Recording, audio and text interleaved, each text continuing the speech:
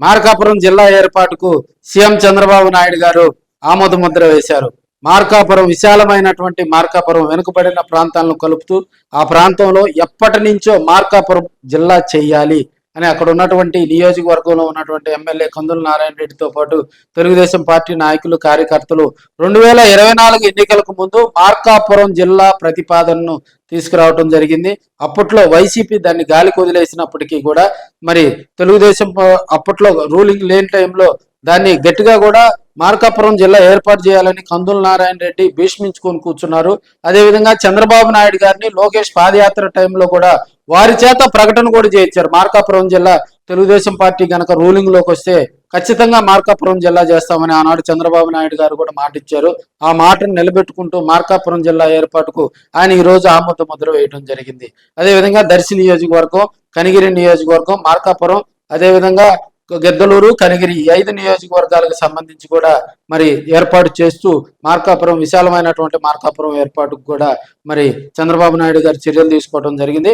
అదేవిధంగా ఎప్పటి నుంచో మార్కాపురం ఆశ మరి శ్రీశైలాన్ని తీసుకొచ్చి మార్కాపురంలో కలపాలని ఇదే విషయాన్ని కూడా పదే పదే ఎర్రగొండపాలెం ఎమ్మెల్యే లోకల్ గా ఉన్నటువంటి ఎమ్మెల్యే తాడిపర్తి చంద్రశేఖర్ గారు కూడా ఈ నినాదాన్ని తీసుకొని రావడం జరిగింది. శ్రీశైలానికి వెళ్ళాలంటే త్రూ దోర్నాల ఘాట్ రోడ్ లో ఉండే వెళ్ళాలి కాబట్టి అది గనక మరి వెనుకబడినటువంటి మార్కాపురం జిల్లాలో కనుక కలిపితే వారికి ఆర్థికంగా కూడా వెసులుబాటు ఉంటుందని ఆయన మొదటి నుంచి కూడా వినిపిస్తా ఉన్నారు.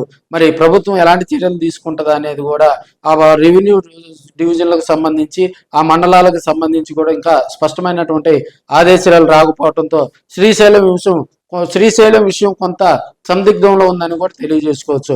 అయితే దర్శి నియోజకవర్గాన్ని కలిపే అంశం కూడా అక్కడ దర్శిలో ఉన్నటువంటి ప్రజలందరూ కూడా వారు ఉమ్మడి ప్రకాశం జిల్లానే కోరుకుంటున్నారు.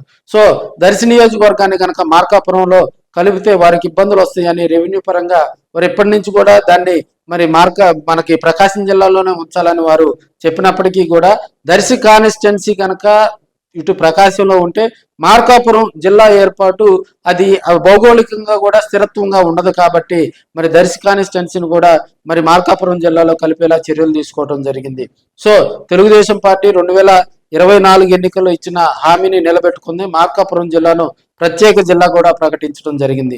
సో దీంతో ఎన్నో రోజుల నుంచి ఆశగా ఎదురు చూస్తున్నటువంటి మార్కాపురం వాసుల కష్టాలు తీరనట్లుగా కూడా తెలుస్తోంది. ఎందుకంటే మెయిన్ గా భౌగోళికంగా మార్కాపురం జిల్లా విశాల పరంగా అక్కడ ఉన్నటువంటి వనరులు ఉన్నప్పటికీ కూడా వాటర్ డ్రై ఏరియా అక్కడ వాటర్ స్టోరేజీ కెపాసిటీ లేక మరి వెనుకబడినటువంటి ప్రాంతాన్ని గతంలో ఉన్నటువంటి ప్రభుత్వాలు నిర్లక్ష్యం చేయడంతో మార్కాపురం వెనుకబాటుకు గురైంది. మార్కాపురం చుట్టుపక్కల ఉన్నటువంటి నియోజకవర్గంలో ప్రతిరోజు నీళ్ల సమస్యతో అనేక ఇబ్బందులు పడుతున్నారు.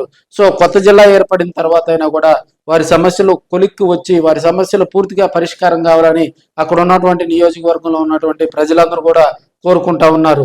సో రాబోయే రోజుల్లో కూడా మార్కాపురం జిల్లా ఏర్పాటుకు సంబంధించి ఇప్పటికే జిల్లా మరి ఉమ్మడి ప్రకాశం జిల్లాలో ఉన్నటువంటి కలెక్టర్లకు కూడా ఆదేశాలు రావటం జరిగింది.